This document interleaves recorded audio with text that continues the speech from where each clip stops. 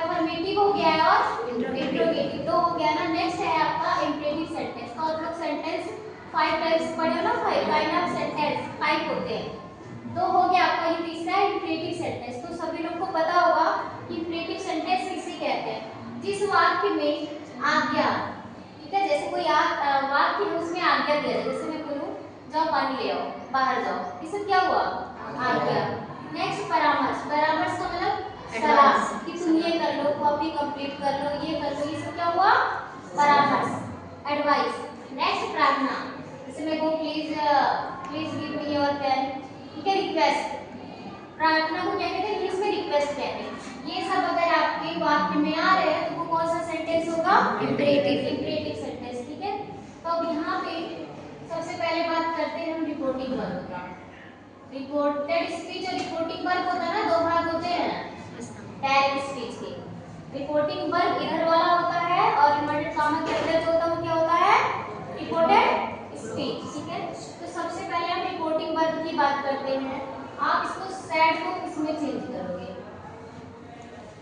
ठीक है, सैड को अलग अलग चेंज किया जाए। जैसे जब आप देखोगे कि आज्ञा दिया जा रहा है, अगर वाक्य में आज्ञा दिया जा रहा है तो सैड को आप चेंज करोगे ऑर्डर्ड में, आवाज नहीं आनी चाहिए, ठीक है। सैड को किसमें चेंज करोगे, ऑर्डर्ड में। जब क्या आएगा वाक्य में, आज्ञा दिया जाएगा, सेंटेंस पढ़ के तो जान जाओगे ना कि क्या दिया जा रहा है।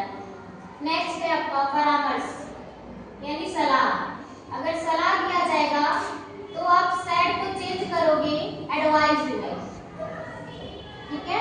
सैड को किसमें चेंज करोगे, एडवाइस में। नेक्स्ट आपका अगर प्रार्थना की बात आएगी तो आप सैड को चेंज करोगे रिक्वेस्टेड में। इतनी चीजें समझ में आई? ये रिपोर्टिंग वर्ब की बात है, ठीक है। सैड को आप वाक्य देख के उसी के अनुसार चेंज करना है, ठीक है। नेक्स्ट रूल है आपका रिपोर्टेड स्पीच यानी जो इन्वर्टेड कॉमा के अंदर होता है ये, ठीक है। रिपोर्टेड स्पीच में जो वर्ब होता है, वर्ब पहचानते हो ना, क्रिया, उससे पहले आपको क्या जोड़ना है, टू जोड़ना है। और यहाँ बीच में दैट ये सब चीजें नहीं लगानी है, ठीक है, कुछ भी नहीं लगाना है आपको, ये चेंज करना है। उसके बाद आपका जो रिपोर्टेड स्पीच का वर्ब रहेगा उसके पहले आपको क्या लगाना है, टू लगाना है। एक एग्जांपल यहाँ मैंने लिखा है, teacher said to the student, teacher ने विद्यार्थी से कहा गो अवे, जाओ यहाँ से, ठीक है, गो अवे, भाग जाओ, गो अवे। ये क्या कह रहा है टीचर, मतलब मैं कहूँ जैसे गो आउट, ठीक है, आज्ञा दे रहा है ना, तो इसमें सैड को क्या चेंज करो, ऑर्डर।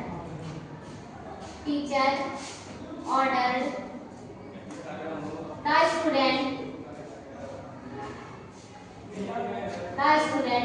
अब कुछ नहीं लगाना है, वर्ब गो है, इसके पहले सिर्फ आपको लगा देना टू, गो अवे, बस इतनी चीजें ही करनी है, ठीक है। इसमें भी और डू नॉट आता है, ये सब चीजें बताऊंगी, अभी आती नहीं। ये समझ में आया? अभी एक एग्जांपल देके कर पाऊंगी। पहला रूल, दूसरा समझ में आया? तीसरा है रिपोर्टेड स्पीच के वोकैटिव केस के नाउन जो होते हैं, जैसे इसमें नाउन, ये वर्ब है, आदेश दिया जाए, लेकिन इसमें नाउन कहाँ है, स्टूडेंट, विद्यार्थी क्या है आपका, नाउन। तो नाउन को रिपोर्टिंग वर्ब का क्या बना देते हैं, रिपोर्टिंग वर्ब ये है, ये रिपोर्टेड स्पीच है। तो रिपोर्टेड स्पीच में जो आपका नाउन दिया रहता है वोकैटिव केस का, उसे हम क्या बना देंगे, रिपोर्टिंग वर्ब का क्या बना देंगे, ऑब्जेक्ट, ठीक है। ये तो सब्जेक्ट दिया, ऑब्जेक्ट इसमें नहीं है ना, नहीं, तो ऑब्जेक्ट बना देंगे। पहले ये बताओ इसमें क्या हो रहा है, the teacher said sit down student, teacher ने कहा बैठ जाओ विद्यार्थी, तो क्या कर रहा है, प्रार्थना कर रहा है, ऑर्डर दे रहा है, ऑर्डर दे रहा है, क्योंकि प्रार्थना नहीं कर रहा कि बैठ जाओ, प्रार्थना क्यों करेगा।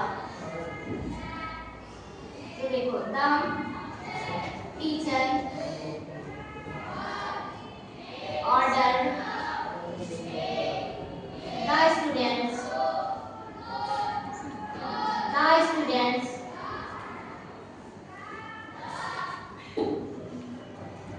the teachers order the student। अब देखो यहाँ पे क्या बना दिया गया है, इसको the teacher order the student, ये स्टूडेंट